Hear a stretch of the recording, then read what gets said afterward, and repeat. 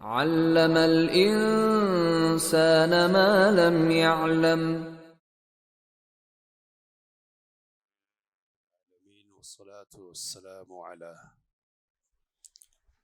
رسولنا محمد وعلى آله وصحبه أجمعين، أما بعد.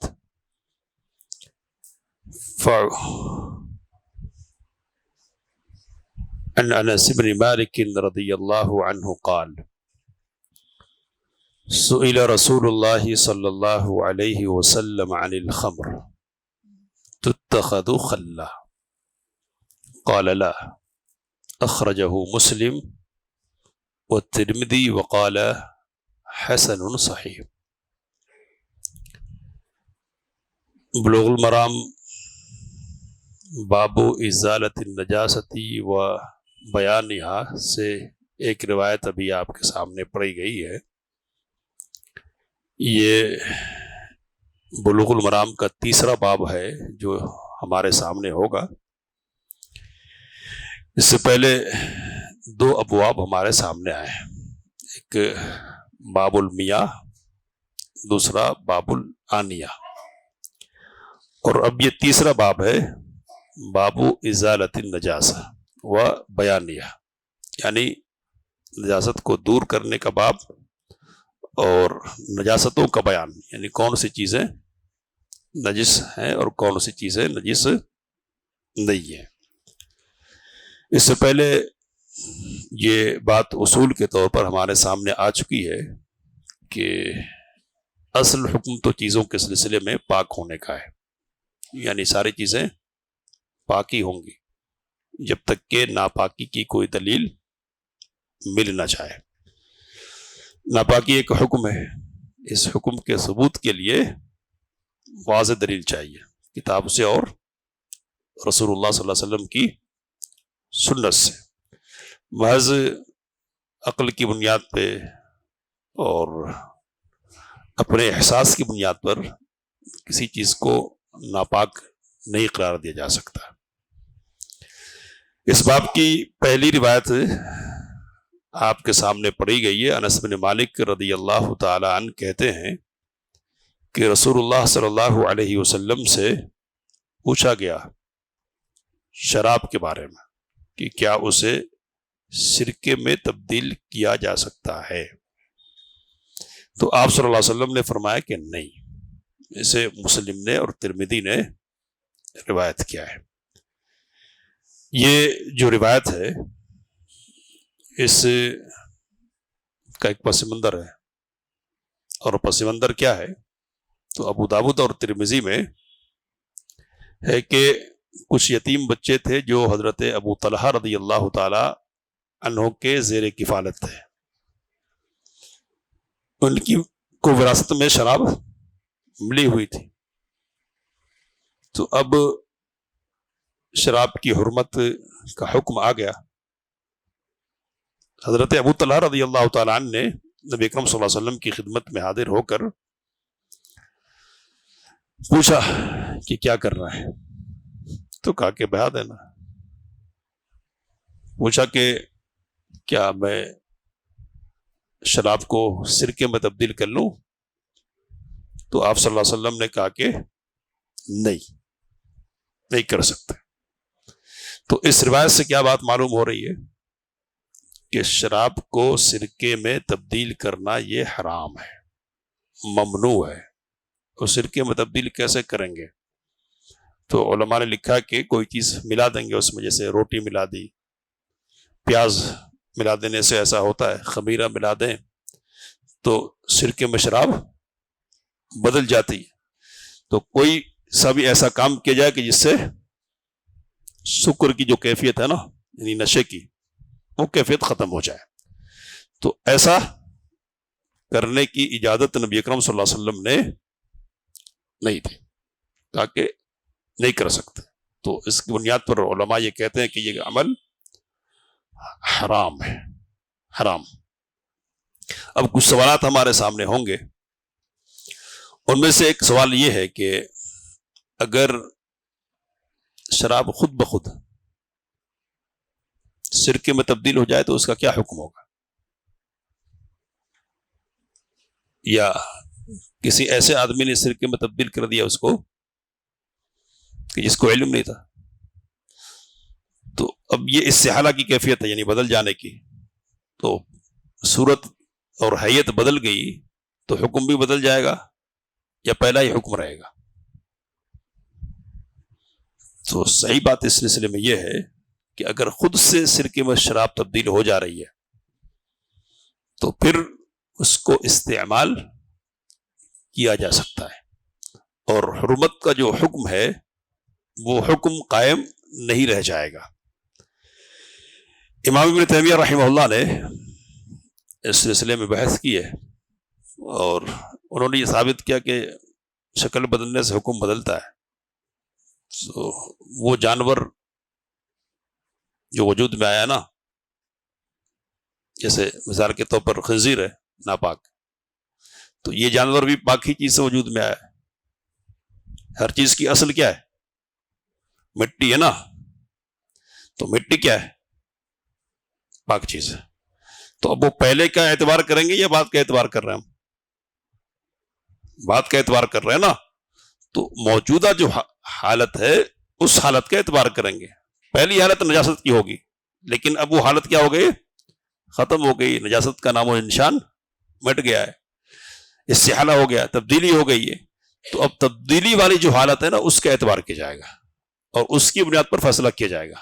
تو اب چونکہ نشے کی کیفیت نہیں رہ گئی، سکر کی کیفیت نہیں رہ گئی، اس لیے سرکے کو استعمال کر سکتے ہیں. امام ابن تیمیہ رحمہ اللہ نے یہ وضاحت کی ہے.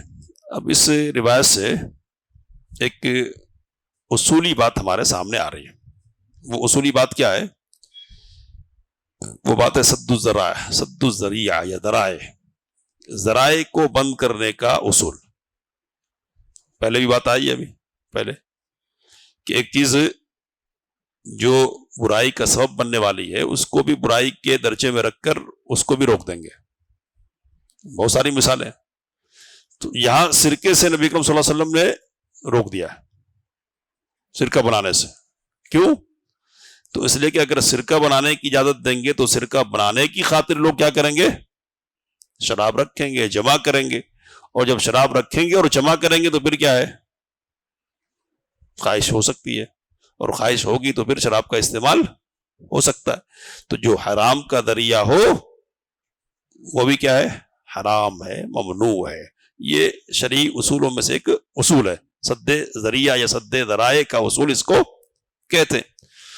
اب سوال ہمارے سامنے یہ ہے کہ امام ابن حجر عسقلانی رحمۃ اللہ علیہ نے، یعنی بلوغ المرام لکھنے والے حافظ ابن حجر رحمۃ اللہ علیہ نے اس حدیث کو یہاں کس لیے نقل کیا ہے؟ نجاست کی بات اور نجاست، گندگی کی بات، ناپاکی کی بات ہو رہی ہے، تو اس حدیث کو یہاں نقل کرنا کس لیے ہے؟ تو ظاہری طور پر بلکہ جلدی سے جو ذہن ہمارا جائے گا وہ کدھر جائے گا؟ اسی طرف نہ کہ شراب کیا ہے؟ نجس ہے. اس لیے حافظ ابن حجر رحمۃ اللہ علیہ نے اس حدیث کو یہاں نقل کیا ہے. ٹھیک ہے. تو پہلے یہ بحث کہ نجس ہے یا نہیں ہے، اب تھوڑی دیر کے لیے یہ تسلیم کر لیں گے کہ نجس ہے. تو اب یہ نجس کیا ہو جا رہا؟ سرکے میں تبدیل ہو جا رہا. تو وہ نجاست کا حکم باقی رہے گا یا نہیں رہے گا؟ تو اس مسئلے کو تو ہم نے حل کر لیا امام ابن حجر امام ابن تیمیہ رحمہ اللہ کے حوالے سے کہ صورت بدلنے سے، حیت بدلنے سے کیا ہے؟ حکم بدل جاتا ہے. یہ سوال کہ شراب نجس ہے کیا؟ تو جمہور علماء اسی بات کے قائل ہے کہ شراب کیا ہے؟ نجس ہے. کیوں نجس ہے؟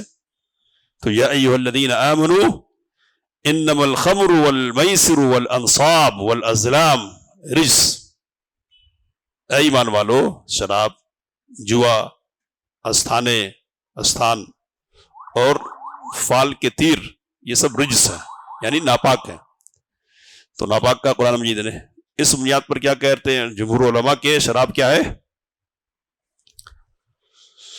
شراب ناپاک ہے. یہ فکر ہے. تو اب اس فکر کی بنیاد پر اگر ہم سوچ رہے ہیں تو اس فکر کی بنیاد پر اس روایت کو یہاں لانا صحیح ہے نا، مناسب ہے. لیکن دوسرے کچھ علماء ہیں جو یہ کہتے ہیں کہ شراب نجس نہیں ہے. کیوں نجس نہیں ہے؟ تو شراب کی نجاست کی کوئی اور دلیل واضح نہیں ہے، اور کسی چیز کے حرام ہونے سے اس کا نجس ہونا لازم نہیں ہوتا، اس کے الٹا ہوتا ہے. آگے بات آئے گی، سمجھایا بھی تھا اس سے پہلے کہ ہر نجس چیز کیا ہے؟ حرام ہے، لیکن ہر حرام چیز نجس نہیں ہے. تو شراب اگر حرام ہے تو اس کا یہ مطلب نہیں کہ وہ نجس بھی ہو. اب یہ مسئلہ کہ قرآن مجید نے شراب کو رجس کا، تو رجس یہ حسی اعتبار سے نہیں ہے، ظاہری اعتبار سے، بلکہ معنوی اعتبار سے. سمجھ رہے؟ یعنی اس کا اثر کیا ہے؟ ناپاکی کا ہے. جیسے تو جوا کو بھی ناپاک کا. اب جوا ناپاک کیسے ہو؟ کدھر سے چھوئیں گے اس کو؟ ٹٹولیں گے؟ ٹٹول سکتے؟ یا استھان کو کیا کہتے؟ جو خاص مقامات ہوتے ہیں جہاں جانور ذبح کیے جاتے وغیرہ، جہاں ہمارے یہاں چھلا ہوتا ہے نا، تو اس طرح کی چیز، تو اس کی ناپاکی کیا ہوگی؟ کوئی بھی اس کے ناپاک ہونے کا قائل نہیں ہے. اسی طرح وہ جو تیر استعمال کرتے تھے فال کے لیے، ازلام، تو ان کی ناپاکی کا بھی کوئی قائل نہیں ہے کہ کوئی چھو لے، ہے نا، کسی چیز کو لگ جائے، چھو جائے تو وہ چیز اس میں نجاست لگ جائے گی، کوئی بھی اس کا قائل نہیں ہے. تو جس طرح ان کی نجاست کا مطلب کیا ہے؟ معنوی نجاست ہے، روحانی. معنوی کا مطلب روحانی نجاست ہے، گندگی ہے. اسی طرح شراب کی گندگی بھی کیا ہے؟ معنوی ہے، روحانی ہے، حسی نہیں ہے. راجع بات یہی ہے کہ شراب کیا ہے؟ شراب کیا ہے؟ ہاں، یہ اسلوب صحیح رہے گا استعمال کرنا. کیا؟ ناپاک نہیں ہے. سمجھ رہے؟ ایسا بھی کہہ سکتے کہ شراب پاک ہے، لیکن تھوڑا سا دوسرا جاتا پیغام ہے نا. کیا کہنا چاہیے؟ شراب ناپاک نہیں ہے نا. تو کراہت کا جو پہلو ہے شراب کے حوالے سے ذہن میں ہونا چاہیے، وہ رہے گا قائم. اور پاک ہے تو تھوڑا سا دوسری سوچ پیدا ہو جاتی ہے. تو اس لیے کیا کہیں گے؟ شراب ناپاک نہیں ہے. اب لوگ پوچھتے ہیں، کیا پوچھتے ہیں؟ کہ وہ جو عطر ہے نا، اس میں الکوہل ملاتا ہے. الکوہل کیا ہے؟ کیا ہے؟ نشاور چیز ہے نا. تو اب وہ جو فکر ہے نا کہ شراب کیا ہے؟ نجس ہے، اسی فکر کی بنیاد پر ادھر بات آتی ہے کہ الکوہل بھی نشاور ہے نا، تو وہ بھی کیا ہو گیا؟ نجس. تو اب وہ ایسا عطر جس میں الکوہل لگا ہوا ہے، اس کو استعمال کر لیا، کپڑے میں لگا لیا، تو اب ایسے کپڑے میں نماز پڑھ سکتے یا نہیں پڑھ سکتے؟ یا ایسی خوشبو استعمال کر سکتے یا نہیں کر سکتے؟ تو دونوں باتیں ہمارے سامنے یہاں آئی ہے. پہلی بات تو یہ ہے کہ شراب کیا ہے؟ نجس نہیں ہے. دوسری بات کیا ہے کہ حالت بدلنے سے، صورت بدلنے سے حکم کیا ہو جاتا؟ بدل جاتا، حکم بدل جاتا نا. تو اب عطر میں اگر الکوہل ملا دیا گیا ہے تو اب اس کی اصلی شکل اور حیت تو قائم نہیں رہتی ہے. یہ رہتی ہے؟ نہیں رہے گی نا. تو اس کے اعتبار سے بھی حکم بدل گیا. تو اس لیے یہ کوئی پریشانی کی چیز نہیں ہے کہ آدمی سینٹ وغیرہ استعمال کرے جس میں الکوہل کی ملاوٹ ہو اور اس میں نماز پڑھے. کسی قسم کی کوئی قباحت کی بات نہیں ہے، پڑھ سکتے ہیں. ٹھیک ہے. ایک اور حدیث پڑھنا چاہ رہے تھے لیکن انشاءاللہ اگلے ہفتے. اللہ سے دعا کی باتوں کو سمجھنے، اس کام لینے کی توفیق مت فرمائے. آمین. وآخر دعوانا علم الإنسان ما لم يعلم